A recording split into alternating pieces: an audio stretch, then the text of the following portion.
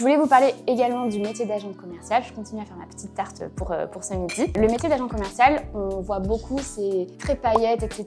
Ce que vous voyez sur les réseaux sociaux, c'est le top de l'iceberg. Vous voyez pas tout ce qu'il y a en dessous aussi parce qu'on travaille énormément et il y a beaucoup d'administratifs. Je voulais dire que le métier d'agent a beaucoup évolué là depuis quelques années. Au début, moi que j'ai commencé, on n'était que deux avec Jérôme Ergot, qui est un peu mon père spirituel dans le milieu de la parfumerie. Tous les agents ont des marques différentes. On s'entend tous super bien. Le monde est assez petit dans le milieu de la parfumerie de niche, donc on va pas se coller ou avoir les mêmes marques, etc. On est super copains, etc.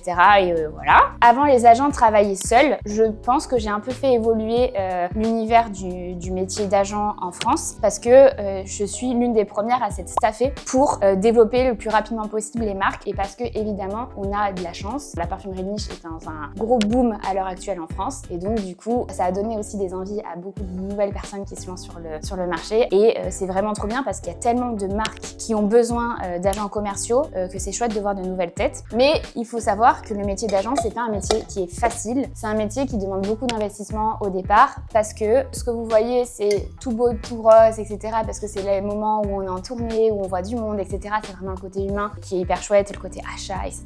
qui est cool. Mais il y a vraiment cette dimension très administrative. On passe, je pense, 60% de notre temps à relancer les clients pour des problèmes de paiement, de livraison, etc. Après, c'est super chouette parce qu'on a des liens super forts avec nos clients. Mais il faut savoir, voilà, que c'est pas tout le temps ces moments de formation en déplacement. C'est 30% de notre temps, quoi.